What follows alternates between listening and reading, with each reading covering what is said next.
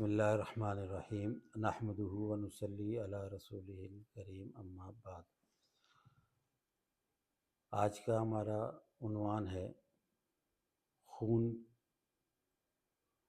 جس کی حرمت کا بیان سورہ بقرہ کی آیت نمبر 173 میں ہے، اور اسی طرح سورہ انعام میں بھی اس کا ذکر ہے۔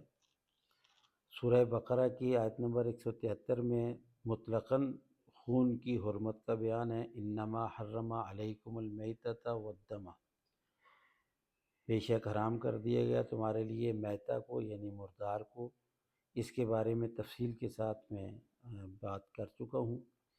اور دوسری چیز جو اس آیت میں بیان کی گئی ہے وہ ہے الدم۔ دم کہتے ہیں خون کو، یعنی جس طرح مردار حرام ہے اسی طرح خون مطلقاً یہاں ذکر ہے، لیکن سورہ انعام کی آیت میں اس کا ذکر ہے دمم مسفوحہ، بہنے بہایا ہوا خون، مسفوحہ بہنے والا خون۔ تو اس لیے بالاتفاق فقہائے کرام نے لکھا ہے کہ وہ خون جو بہنے والا بہایا ہوا خون ہو یا بہنے والا خون ہو وہ حرام ہے۔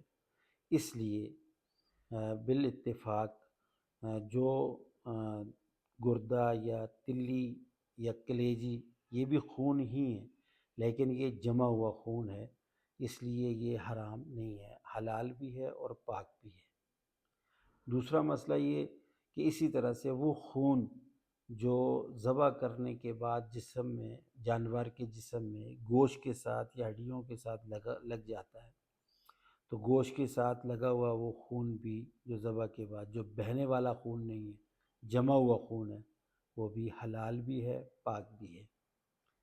اسی طرح سے وہ خون جو مکھی یا مچھر یا کھٹمل وغیرہ مرتا ہے، تو چونکہ وہ خون بھی بہنے والا خون نہیں ہے، اس لیے وہ خون بھی ناپاک نہیں ہے۔ البتہ اگر اس کی مقدار زیادہ ہو جائے تو فقہا نے لکھا ہے کہ اس کو دھو لینا چاہیے۔ اور خون جو دم مسفوح ہے یعنی بہنے والا خون ہے وہ حرام ہے۔ جس طرح خون نجس بھی ہے، حرام بھی ہے، اسی طرح سے خون کا بیچنا، خریدنا یا اس سے منفعت حاصل کرنا، یعنی اس سے فائدہ حاصل کرنا، فائدہ اٹھانا، یہ بھی حرام ہے، بالاتفاق حرام ہے۔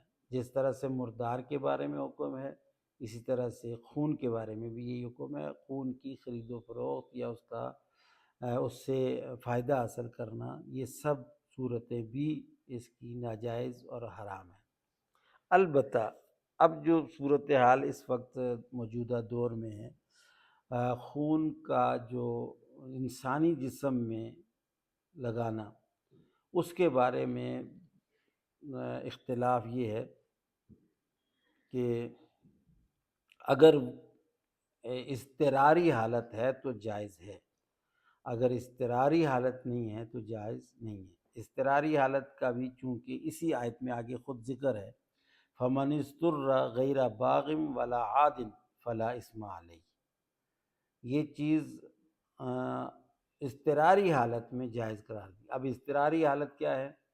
اگر کوئی مریض ایسا ہے کہ جس کو موت واقع ہو رہی ہے اور وہ زندگی سے جا رہا ہے، اور خون کے علاوہ اس کی اور کوئی علاج نہیں ہے، یعنی کوئی میڈیسن یا کوئی اور طریقہ علاج ایسا نہیں ہے جس سے کہ اس کی جان بچ سکتی ہو، خون لگانے سے ہی اس کی اگر جان بچ سکتی ہے، تو ایسی صورت میں خون دوسرے کسی انسان کا دینا اور لگانا، یہ دونوں صورتوں میں اضطراری صورت پہ جائز ہے۔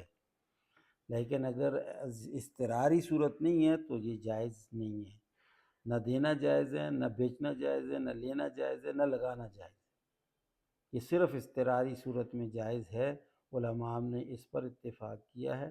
لیکن اگر اضطراری صورت نہیں ہے تو پھر یہ بھی جائز نہیں ہے۔ اور اس کے علاوہ جتنی بھی صورتیں ہیں خون کے استعمال کی، جو بہنے والا خون ہے وہ حلال بھی نہیں ہے، پاک بھی نہیں ہے۔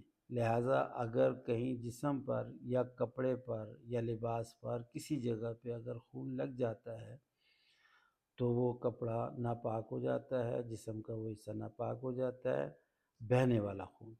لہٰذا اس کپڑے کو یا جسم کو دھونا اور پاک کرنا ضروری ہوتا ہے۔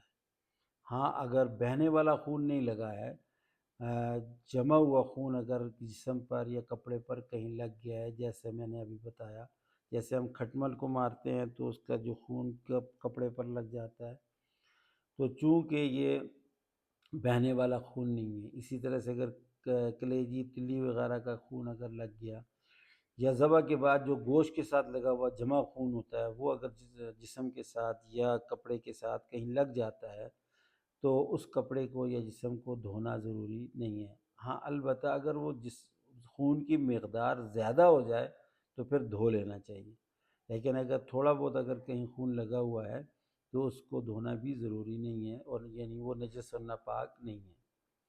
اسی طرح سے یہ مسئلہ بھی سمجھیے کہ اگر جسم پر زخم لگا اور زخم لگ کر کے خون بہہ گیا تو وہ جو بہہ گیا اب یہ خون نجس ہے، اور وہ جہاں بھی لگا ہے وہ ناپاک کر گیا جسم کو بھی، اور کپڑوں پر لگ گیا وہ بھی ناپاک ہو گیا۔ لیکن اگر جسم پر زخم ایسا لگا کہ وہ خون جسم کے اوپر لگا ہے اور وہ خون بہہ نہیں گیا، بہایا نہیں، چلا نہیں، جاری نہیں ہوا، بلکہ وہ جسم کے اوپر جم گیا ہے، اب وہ اگر جمع ہوا خون کپڑوں کے ساتھ لگ جاتا ہے یا جسم پہ دوسری جگہ کہیں لگ جاتا ہے، اب جیسے مثال کے طور پر اس ہاتھ پہ یہاں زخم ہے اور اس زخم کے اوپر خون جمع ہوا ہے، اب وہی میں نے ہاتھ کو ایسے اگر کیا اور وہی خون جمع ہوا خون اگر دوسری طرف لگ جاتا ہے یا کپڑوں کے ساتھ اوپر کف کے ساتھ لگ گیا یا دامن کے ساتھ لگ جاتا ہے تو یہ جو خون جمع ہوا خون ہے، اس خون کے لگنے سے کپڑے یا جسم ناپاک نہیں ہوتا ہے۔ ہاں اگر جو بہنے والا خون ہے وہ اگر جسم کے ساتھ یا کپڑوں کے ساتھ لگتا ہے تو اس سے جسم یا کپڑے یا لباس ناپاک ہو جاتے ہیں، ان کو دھونا ضروری ہوتا ہے۔ یہ چند ایک خون کے بارے میں مسائل ہیں، ان کو سمجھنا ضروری ہے۔ اللہ تعالیٰ عمل کی توفیق عطا فرمائے۔